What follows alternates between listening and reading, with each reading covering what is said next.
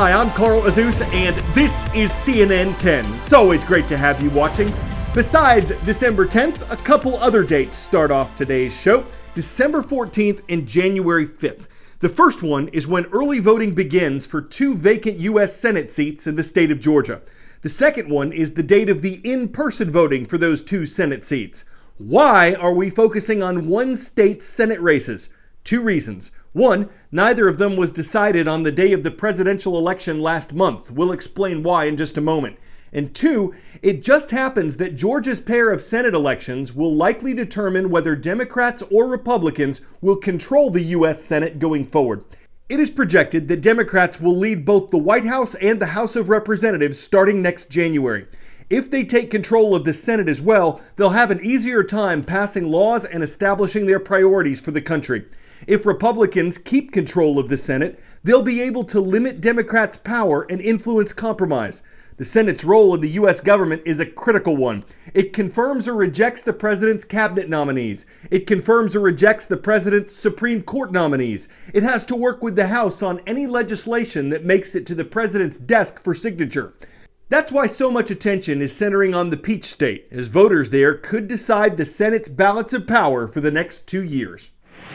The road to socialism does not run through Georgia. We're living at a moment of crisis. We win Georgia, we save America. Elections are a matter of life and death. Georgia law requires that any candidate running for state, local, or federal office wins at least 50% of the vote. That didn't happen on Election Day, so now these races are headed for a runoff in January, leaving the makeup of the U.S. Senate hanging in the balance. The rematches will determine who controls the power on Capitol Hill. If Republicans can manage to win one or both of the seats, Republicans will maintain control of the U.S. Senate, and Majority Leader Mitch McConnell will remain the majority leader. If Democrats, however, can win back both seats, they'll manage to create a tie in the U.S. Senate. That can always be broken by the vice president, handing Democrats control of not just the U.S. House, but also the entire Congress. The 2 Republican senators running, David Perdue and Kelly Loeffler, are running against Democrats John Ossoff and Raphael Warnock, 2 Democratic underdogs who are hoping to find the same success Biden found in Georgia during the general election.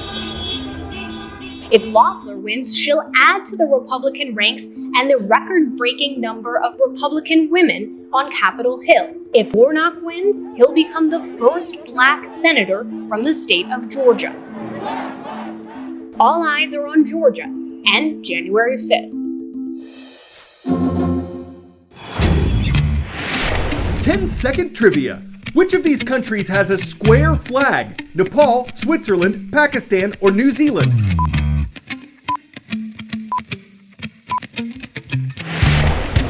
The flags of Switzerland and Vatican City are the only 2 in the world that are square. The 8-day holiday of Hanukkah begins Thursday night. Christmas Eve is exactly 2 weeks after that, and New Year's Eve is exactly a week later. For Americans looking to be with their loved ones, restrictions and guidelines can be very different from state to state. In Arizona, for instance, there are no restrictions on people traveling to or through the state. In California, most people are under a mandatory stay-at-home order. People traveling there are told to self-quarantine for 14 days, and tourism is restricted, with many museums and businesses closed. So 2 extremes there, and many other states are somewhere in between. It's a similar situation in Europe, where different nations' governments are trying to figure out what they'll allow as people across the continent look to spend Christmas with friends and family. It reflects a balance that leaders have been trying to find all year. The rules and closures are an attempt to keep people from catching and spreading coronavirus, but the effects go well beyond individuals, stretching to national and local economies. Melissa Bell hits the slopes. Some come for the spectacular views and the fresh air, but many come for the sport. Each year, the European ski industry brings in 34 billion euros in revenue, half the world's total, according to an industry expert. But not this year. Ski lifts will be at a standstill this Christmas in many of Europe's top skiing destinations because of COVID-19 restrictions. And that means trouble beyond the ski industry. Entire villages like Megève in the French Alps are up in arms. The ski lifts here in Megève will lose 8 million euros in turnover. And we know that €1 spent on lifts means €7 spent in the village, so that gives an idea of the extent of the economic damage for villagers. But by early December, after much debate and mutual pressure, France, Germany, Austria and Italy decided not to open their ski lifts, a decision met with incomprehension by those whose livelihoods depend on them.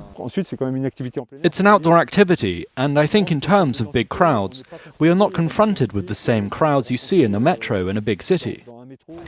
But just 60 miles away across the border here in Switzerland, the ski lifts are open, with resorts like Verbier putting in place special restrictions like masks that need to be worn on the lifts and social distancing put in place as well, in order to make sure that people can ski as safely as possible. Laurent Vaucher, who runs Verbier's pistes and ski lifts, says that much has been learned since the Austrian ski resort of Ischgl was identified by health officials as a major cluster during the first European COVID wave. Last spring, we didn't have any measure in place. We didn't have any mask. Didn't have any the social distance. So now the game is different. We are pretty much sure that we can do a good work in order to keep the ski resort safe. In Verbier, the measures aren't just being taken on the slopes, but also in the village, where local leaders say they're leaving nothing to chance. It's not only to save the Christmas holiday, but it's to save the winter. And it's to save as well the reputation, because we know that everybody is watching at us. And if we make a mistake and afterwards, due to that mistake, we have a corona cluster, we will be pointed as a bad organizations. The conditions here in the Alps this season are incredible. Loads of snow, plenty of sunshine, and the fear was that people might be tempted to flock to Switzerland to try and make the most of these slopes. That's why several European countries have put in place restrictions to prevent their nationals from doing just that. Melissa Bell, CNN, Verbier. You might have heard of the drive-through pay-it-forward phenomenon, when someone at a restaurant pays for his or her own order and then covers the cost of the next car too. Well, that recently happened at a Dairy Queen in central Minnesota, according to affiliate WFAA. And it's making news because it kept happening, each car in the line paying for the one behind it. The store manager says the most cars she'd ever seen do this was around 15 or 20. But last Thursday, she knew she was seeing something special when the number grew to 125. It went on all day. And the person in the last car that night, before the restaurant closed, left money for the first car the next day. The manager posted this on Facebook, and on Friday, it kept going. Every single car paid for the one behind it. It continued for most of Saturday until the chain was finally broken. You could say somebody Scrooged it up. The total number of cars that did this was more than 900. The total value in sales was more than $10,000. And the manager says the moral of all of this is for people to just take care of each other.